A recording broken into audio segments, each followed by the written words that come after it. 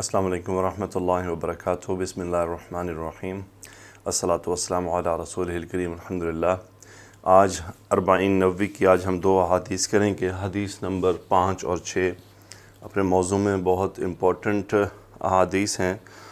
پہلی حدیث ہے عن ام المؤمنین ام عبداللہ عائشہ رضی اللہ عنہا قالت قال رسول اللہ صلی اللہ علیہ وسلم من احدث فی امرنا هذا ما لیس منہ فہو رد۔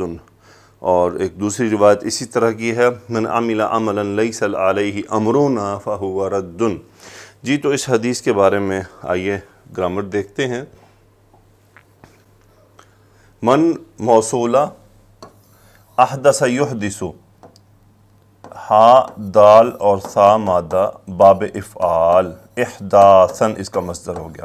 اس کا مطلب ہوتا ہے کوئی چیز بنانا، کوئی نئی چیز کنسٹرکٹ کر دینا، کون یکون تکویناً کی طرح۔ من احدث فی امرنا ھذا مرکب اضافی ہے، ھذا مجرور ہے، اشارہ ہے امر کی طرف، اور امر سے مراد دین ہے۔ من احدث فی امرنا ھذا، پیچھے چلتے ہیں، وہ میں چھوڑ گیا۔ ان ام المؤمنین مرکب اضافی ہوا کہ ام المؤمنین ام عبداللہ، اب یہ اس کا بدل ہو گیا کیونکہ ان کی کنیت تھی ام عبداللہ، اور عائشہ تھا، یہ بدل ہوا ام کا۔ تو ان ام المؤمنین ام عبداللہ عائشہ رضی اللہ عنہا قالت، قالت فعل ماضی، ہی فاعل، اور وہ جا رہا ہے عائشہ رضی اللہ تعالیٰ عنہ کی طرف کہ انہوں نے فرمایا قال رسول اللہ صلی اللہ علیہ وسلم، فاعل قال، رسول اللہ صلی اللہ علیہ وسلم نے فرمایا من احدث فی امرنا ھذا، جس نے نیا کیا، فی امرنا ھذا، ہمارے اس دین میں، جس نے ہمارے اس دین میں کچھ نیا کیا۔ اب یہ مفعول ہے، یہ ما موصولہ ہے حالت نصب میں، یہ مفعول ہے احدث کا۔ ما لیس منہ، ما موصولہ، لیس منہ ہوا لیس کا اسم، وہ کیا ہے، امر کی طرف جا رہا ہے، منہ جو اس میں سے نہیں ہے، پس فہو رد، ہوا مبتدا رد، وہ مردود ہے، وہ لوٹایا گیا، یعنی اس کا وہ رد کر دیا گیا، اس کو قبول نہیں کیا جائے گا۔ جی تو اسی حدیث کا دوسرا حصہ ہے من عمل عملا لیس علیہ امرنا فہو رد۔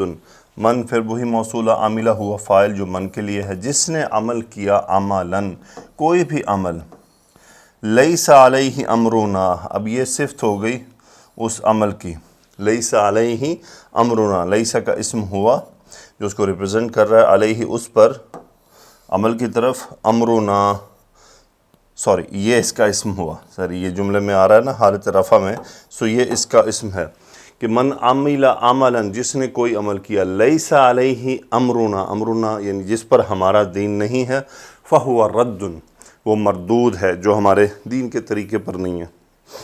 کتنی واضح حدیث ہے۔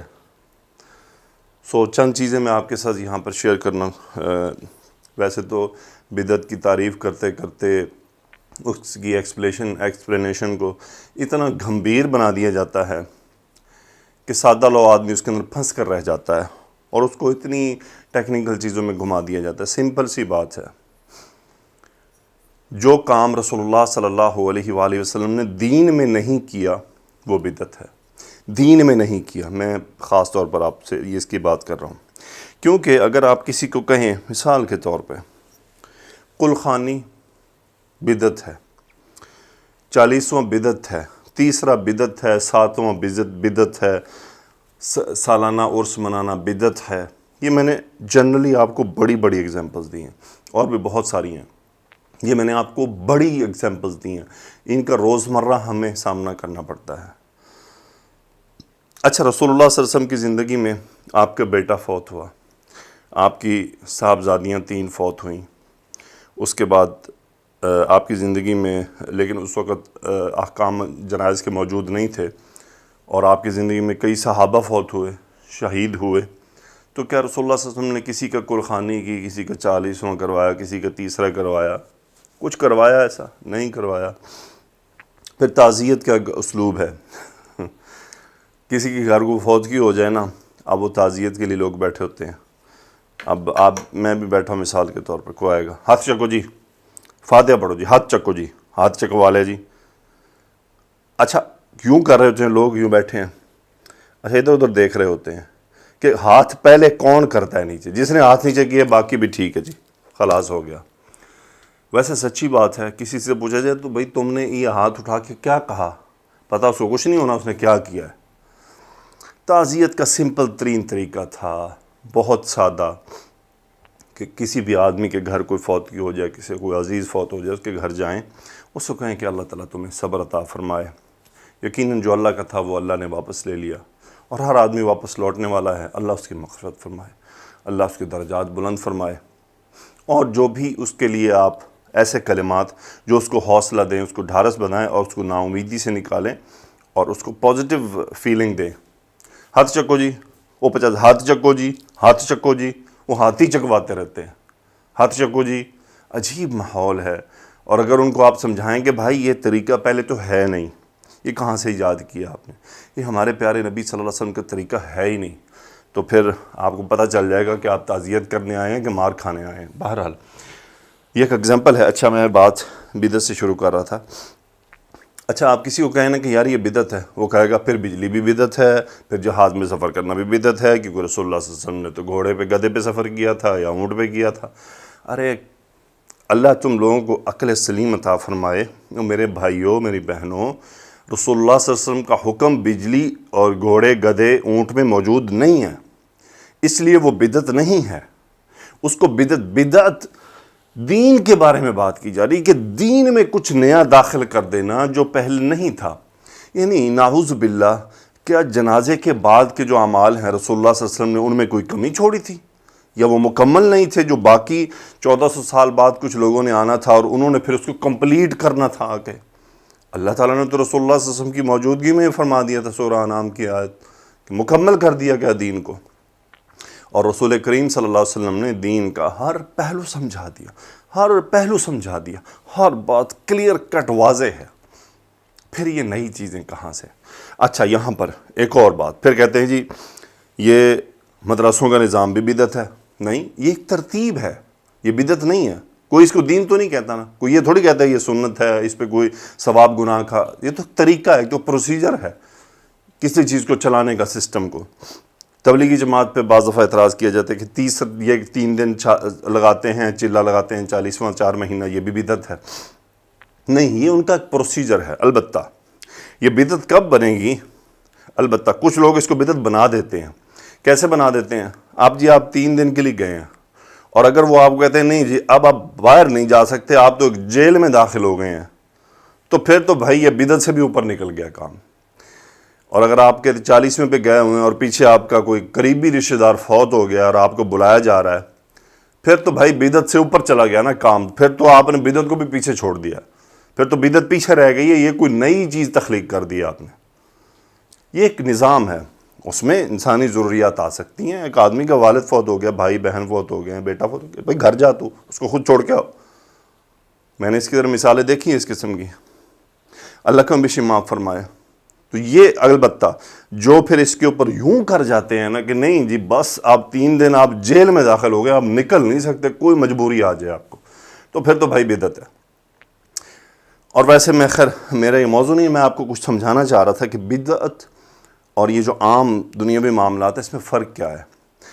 ہر وہ کام جس میں دین کا حکم موجود ہے، اسپیشلی یہ میں آپ کو بار بار فوکس کر رہا ہوں، دین کا حکم، دین کا حکم۔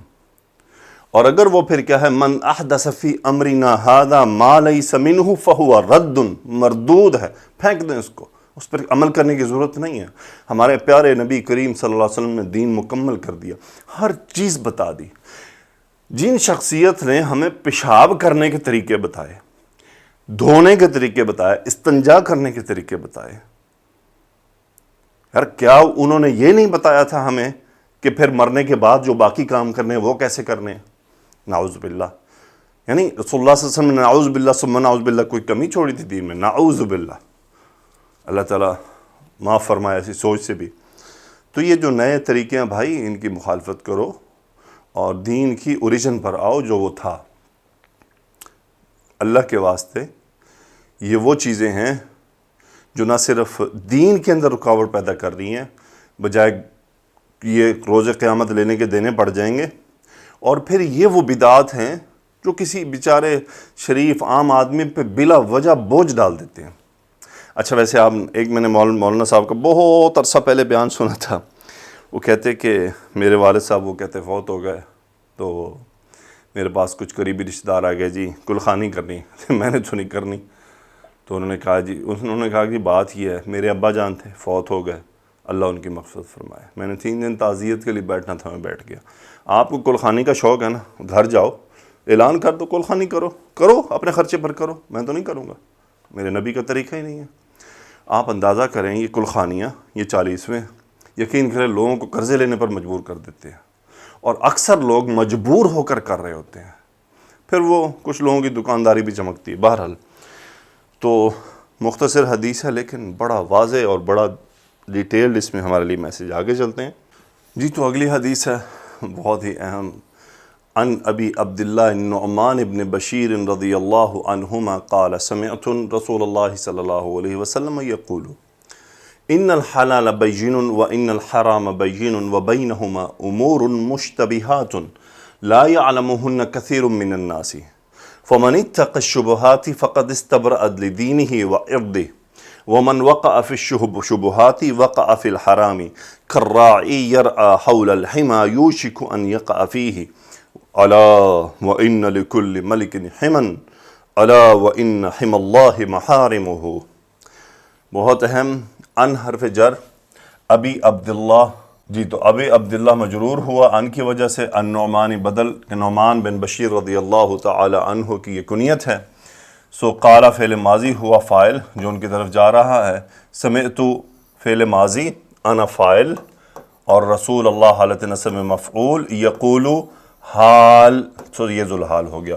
وہ فرماتے ہیں کہ میں نے رسول اللہ صلی اللہ علیہ وسلم کو فرماتے ہوئے سنا، ان الحلال بین، ان حرف تاکید، الحلال بین اسم ان، اور یہ خبر ان، بین یبین باب تفعیل سے، ان الحلال بین، حلال واضح ہے، بین واضح ہے، وان الحرام بین اسم ان خبر، اور حرام واضح ہے، کلیئر کٹ ہے، کوئی ڈاؤٹ نہیں ہے۔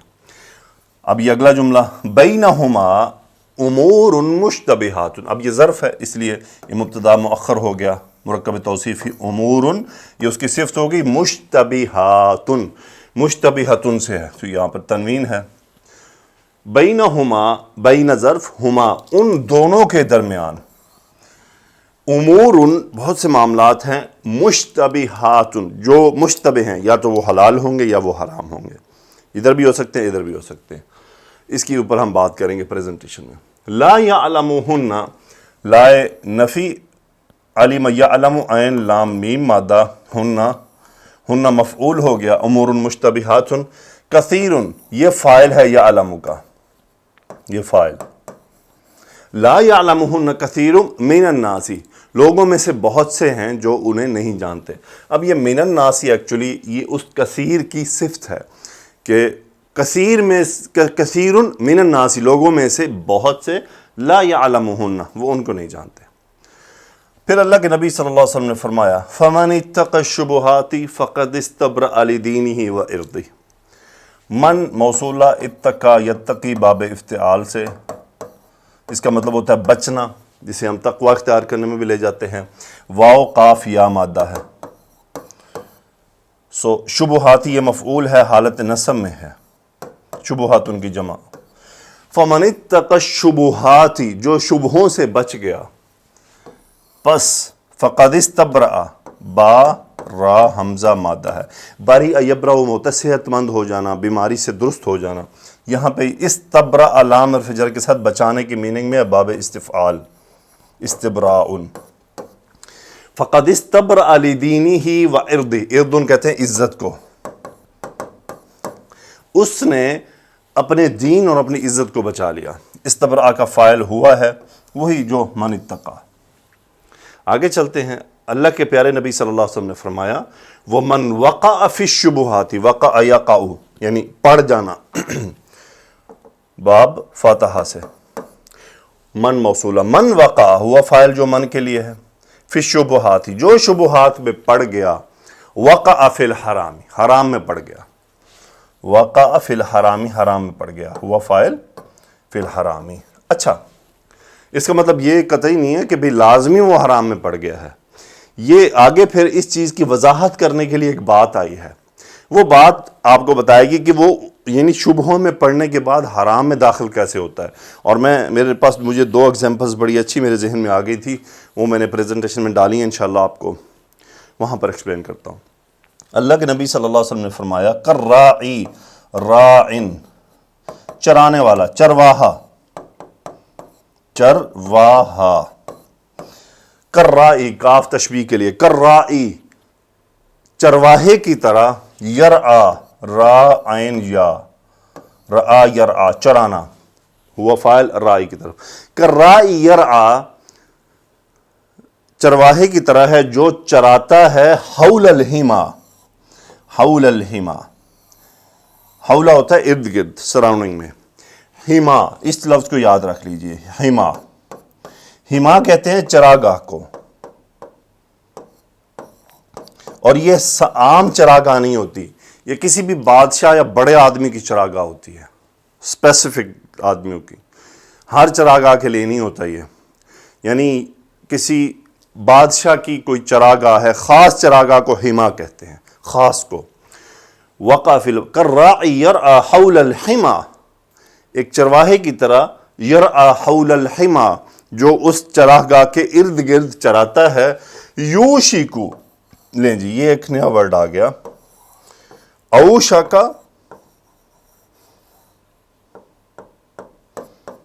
یوشکو، بس اس کا واحد ہی ہے، اس کے جو آگے نہیں ہوتا، یعنی واحد ماضی اور واحد مضارع، بس اوشکا یوشکو، اسے کہتے ہیں افعال مقاربہ، کسی چیز کے قریب ہی واقع ہو جانے کے لیے استعمال ہوتا ہے۔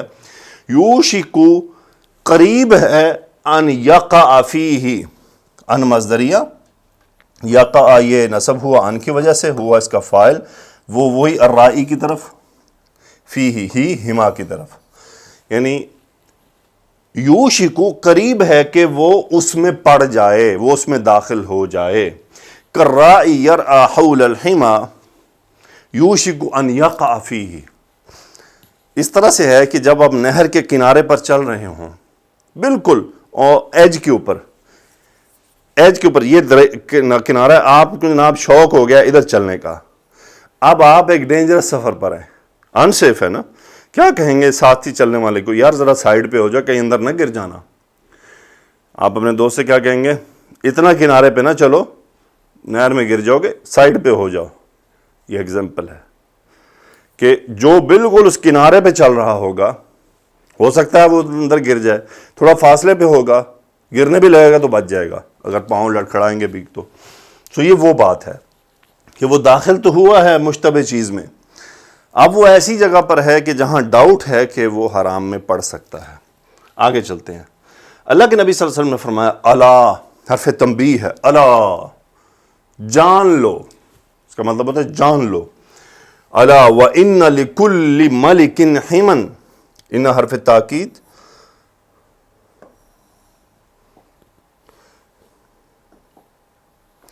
ان حرف تاکید، حمن اسم ان، حالت نصب میں دیکھ رہے ہیں آپ،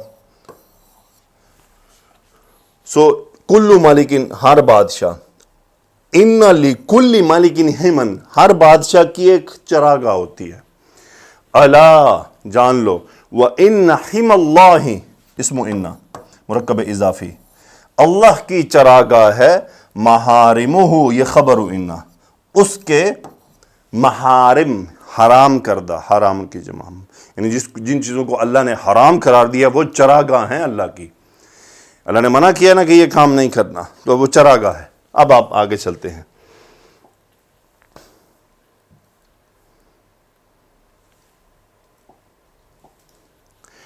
الا جان لو، وَإِنَّ فِي الْجَسَدِ مُضْغَةً گوشت کا لوتھڑا، اسم ان شبہ جملہ، جان لو کہ جسم میں ایک گوشت کا لوتھڑا ہوتا ہے، اذا جب، صالحت صالح یصلح درست رہنا، فا، اذا صالحت ہی فاعل، یہ مدغہ کے لیے ہے، یعنی اس کو مؤنث ہے نا، اذا صلحت جب وہ درست ہوتا ہے، صلح الجسد کلہ سارا جسم درست رہتا ہے.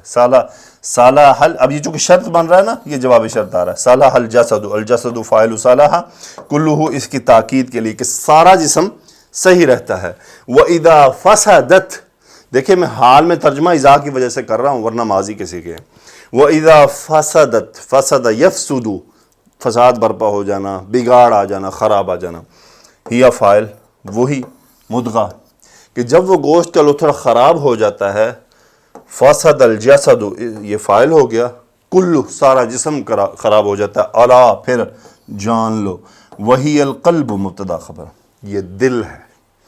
الا جان لو وہی القلب. سبحان اللہ. جی تو حدیث سے سبق کیا ہے؟ پہلی حدیث کا سبق آپ کے ساتھ شیئر ہو گیا، ٹھنڈے دل سے سنیے گا اور آگے سمجھانے کی کوشش کیجیے گا. حدیث سے سبق کیا ہے؟ حدیث میں 3 باتوں کا تذکرہ کیا گیا امپورٹنٹ: حلال، مشتبہات اور حرام. حلال وہ ہیں جو واضح ہیں، جیسے حلال گوشت ہے، حلال اور جو دینی معاملات ہیں ان کے بارے میں واضح احکامات موجود ہیں. حرام وہ ہے جن کے بارے میں قرآن نے، جیسے مثال کے طور پر شراب حرام، اس کے علاوہ زنا حرام، اس کے علاوہ یعنی 2 بہنوں کو اکٹھا گھر میں رکھنا حرام، مثال کے طور پر ایگزامپل دے رہا ہوں. یعنی 2 بہنوں کو ایک ہی وقت میں نکاح میں لینا حرام، یہ ایگزامپل ہے. سور کا گوشت حرام. اب یہ واضح ہے. بینہما مشتبہات، بینہما مشتبہات، یہ میں نے چند ایگزامپل لی ہیں. اچھا یہ ایگزامپلز کیوں لیے ہیں؟ آئیے ذرا دیکھتے ہیں. کریڈٹ کارڈ کثیر الاستعمال ہے، میں بھی استعمال کرتا ہوں، مجبوری ہے. کریڈٹ کارڈ، الکوہل والی دوائی، پرفیوم. اچھا اب کیا ہے کہ بہت عرصے تک اس پرفیوم کے بارے میں جھگڑا رہا ہے، علماء اس پہ فتویٰ دیتے رہے کہ یہ درست نہیں ہے، شبہ والی چیز ہے، کہ یعنی درست بھی ہو سکتی ہے، غلط بھی ہو سکتی ہے. اللہ کے نبی صلی اللہ علیہ وسلم نے کیا فرمایا تھا؟ لا یعلمہن کثیر من الناس، ان کو اکثر لوگ نہیں جانتے ہیں. اس سے مراد یہ ہے کہ اس کا جو صحیح علم ہے نا، کہ یہ اب کسی نے فتویٰ دے دیا کہ یہ جی حلال ہے، اب اس بات کا صحیح علم، کیا اس نے صحیح فتویٰ دیا، کیا صحیح فیصلہ دیا؟ اللہ عالم بالصواب، یہ تو نہیں معلوم. اس نے مطلب یہ اجتہاد کیا نا، اس نے بہت ساری چیزوں کو اسٹڈی کر کے اس نے ڈیسائیڈ کیا. کوئی کہتا ہے جی نہیں یہ حرام ہے، تو کس بنیاد پر اس نے حرام قرار دیا ہے؟ تو اب جس بھی چیز میں نا علماء کے حلال اور حرام کی 2 رائے آ جائیں نا، وہ مشتبہ ہو جاتی ہے. دونوں کے دلائل سنیں. دلائل اگر مطلب دونوں کے پاس مضبوط وہ دلائل دے رہے ہیں، پھر تقویٰ یہ کہتا ہے بچ کر رہیں، تقویٰ کہتا ہے بچ کر رہیں. لیکن پھر وہی بات ہے کہ اب یہ تو پھر اللہ کو پتہ ہے کہ اب یہ صحیح کیا ہے، حلال ہے یا حرام ہے. الکوہل والی میڈیسن، ایسی سیرپ، یہ میں ایگزامپل دے رہا ہوں، میں حرام حلال کے فتوے نہیں دے رہا، پلیز میں حرام حلال کے فتوے نہیں دے رہا، میں صرف آپ کو کچھ مشتبہ ہے نا. مشتبہ میں کیا ہے؟ حلال بھی ہو سکتا ہے، حرام بھی ہو سکتا ہے. جو اس کا جو پھندا ہوگا وہ مفتی صاحب کے گلے میں ڈلے گا کہ انہوں نے اسے حلال قرار دیا، یہ حرام. الکوہل والی دوائی، کسی دوائی میں الکوہل ہے. اب الکوہل کی ایک مقدار ہے، بعض علماء نے وہ مقدار طے کی ہے کہ اتنی مقدار ہوگی تو اس کا استعمال درست ہے، اس سے زیادہ ہوگی تو درست نہیں ہوگا. میں ایگزامپل بتا رہا ہوں، میں یہ فقہ کی بات ہے نہیں، میں اس حدیث کو واضح کرنے کی کوشش کر رہا ہوں. تو پلیز مجھے مفتی مت سمجھیے گا، اور نہ ہی میرے ان چیزوں کو آپ کا دل کرے آپ آگے اسٹڈی کریں، بٹ ڈونٹ ٹیک اٹ فتویٰ فرام می پلیز. الکوہل والی دوائی. اچھا یہاں پہ رسول اللہ صلی اللہ علیہ وسلم نے کیا فرمایا؟ وَمَنْ وَقَعَ فِي الشُّبُهَاتِ وَقَعَ فِي الْحَرَامِ كَالرَّاعِ يَرْعَىٰ.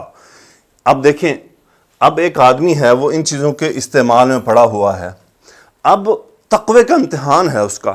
اب ایک آدمی ہے، اس کو الکوہل والی دوائی ملی، اس نے پینی شروع. اب تو خیر نان الکوہلک میڈیسن آ گئی ہیں، یہاں تو اکثر ملتی ہیں، کھانسی کی دوائیں بھی نان الکوہلک ہوتی ہیں. اس کو کیا ہوا کہ اس کی بیماری تو ٹھیک ہوگی لیکن اس میں نیند کا مزہ چڑھ گیا. اب وہ شبہوں میں واقع تو ہوا تھا، اب وہ اس کو چسکے لینے کے لیے اب اس کو اس سے نیند کا شوق چڑھ گیا. اچھا یار تھوڑی سی پی لو نیند آ جائے گی نا، تو نشہ ہو گیا نا، نشے کی عادت پڑ گئی، نشے کا ایک خواہش پیدا ہوگی کہ یار چڑھاؤ، مزے سے نیند آئے گی، چنگی چس کر کے نیند آئے گی. اس طرح کی سوچ پیدا ہو گئی. تو اب کیا ہوا؟ وقع فی الحرام، حرام میں واقع پڑ گیا. کریڈٹ کارڈ کا استعمال آن لائن شاپنگ یا آپ شاپس پر جاتے ہیں پرچیز کرتے ہیں تو آٹومیٹکلی اب تو ڈیڈکشن ہو جاتی ہے. یعنی آپ مہینے کے اینڈ پہ آپ کی سیلری یا آپ کے بینک اکاؤنٹ میں جو بھی بیلنس ہوگا اس سے وہ ڈیڈکٹ کر لیتے ہیں. لیکن اس کے اندر ایک خطرہ موجود ہے. اب یہ تقوی کا امتحان ہے. دیکھیں اس کے ایشوئنس پہ علماء کے فتوے موجود ہیں، میں اس ٹاپک پہ نہیں جاؤں گا بالکل بھی. اس میں ایک خطرہ موجود ہے. وہ کیا ہے؟ وہ یہ ہے، ایک آدمی اس کے پاس پیسے نہیں ہیں، اب اس کی جیب میں کریڈٹ کارڈ ہے. اب شیطان آئے گا، تیرے پاس ہے نا، جا اے ٹی ایم میں پیسے نکال لے، باہر کر لے کیش، کچھ نہیں ہوندا، 30 دن دے وچ نا دے دیں، کوئی نہیں ہوندا، کوئی تیرے سے جرمانہ نہیں لگتا. لیکن اس بھولے کو یہ نہیں پتا کہ کریڈٹ کارڈ سے کیش کروانا اور کریڈٹ کارڈ سے چیزیں خریدنا دونوں میں فرق ہے. کیش کروائیں گے امیڈیٹلی آپ پہ چارج ایک پڑ جاتا ہے، جبکہ چیزیں پرچیز کرنے میں یہ ہے کہ اس کی آپ نے پرچیز کی ود ان ٹائم پے ہوگا اور خلاص ویو آف ہو جائے گا. لیکن کیش جب آپ نکلوائیں گے تو سود کے معاملے میں پڑ گئے. اب اس کے تقوی کا امتحان ہے، وہ کیا کرتا ہے؟ اب پھنس گیا، کسی سے لینے سے بجائے وہ کہتا ہے چل یار اتھو ہی لے لیے. وہ پھر شیطان اس کو آگے وسواس کرتا ہے، اور نتیجتاً کیا ہے؟ من وقع فی الشبہات وقع فی الحرام. تو اب یہ وہ چراگاہیں ہیں جن میں ہم جو ہے چر رہے ہیں. اب اللہ ہی جانے کا معاملہ کیا بنے گا. تو مثال کے طور پہ ایک چراگاہ ہے، جیسے کہ ابھی آپ کو میں آگے لے کر چلتا ہوں. اب اس چراگاہ کے جو راعی ہے اگر وہ اس باؤنڈری یہاں پہ چرا رہا ہے اپنی بکریاں، تو صاف ظاہر ہے کہ چانس ہے کہ بکریاں اس کے اندر داخل ہو کے یہاں سے بھی چر لیں گی. لیکن اگر وہ ان سے فاصلوں پر رہتا ہے تو اس کا بچنے کا چانس موجود ہے. سو اس لیے چراگاہ کی مثال دی گئی ہے کہ جو تقوی کا ہوتا ہے کہ اس سے تھوڑا تھوڑا دور فاصلے پر رہا جائے. اگلی چیز پر ہم چلتے ہیں جو میں آپ کو سمجھانا چاہ رہا تھا. جی تو یہاں پہ ایک چیز ہوتی ہے کہ اب چیز مشتبہ میں داخل ہو گئی نا.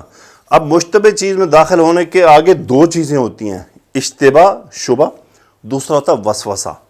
جو وسوسہ ہے نا یہ غلط ہے، وسوسہ غلط ہے. اشتباہ ایک الگ چیز ہے. وسوسہ اور اشتباہ میں کیا فرق ہے؟ اشتباہ ہے کہ اس کے بارے میں حکم موجود نہیں ہے، اب وہ حلال بھی ہو سکتی ہے حرام بھی ہو سکتی ہے.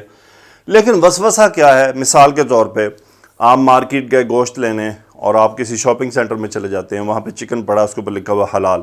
آپ کہتے ہیں پتہ نہیں یار انہیں بسم اللہ پڑھی ہونی کہ نہیں پڑھی ہونی، پتہ نہیں یار انہیں کتنا کٹیا ہونا. یہ وسوسہ ہے، یہ غلط ہے. یہ شیطان کے چکر میں پڑ گئے ہیں آپ، یہ شیطان کے پھانسے میں آ گئے ہیں. وہ جس سے آپ لینے جا رہے ہیں وہ آپ کے سامنے کہے گا کہ میں جناب نیت کھول لو اندر سے نیت کیا ہے. پتہ چلے وہ دل میں کسی پیر فقیر کو لے کے بیٹھا اور بسم اللہ اللہ اکبر کر رہا ہے، اور دل میں پھر کیا کریں گے آپ؟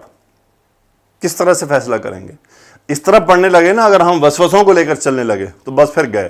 میں جس ملک میں رہتا ہوں نا یہاں بہت سے مسلمان وسوسوں کا شکار ہیں، خاص کر گوشت کے بارے میں بلا وجہ سے وسوسوں کا. اس کے بارے میں حدیث موجود ہے عائشہ رضی اللہ تعالیٰ عنہ کی کہ ایک یہودی کی طرف سے گوشت آیا تھا.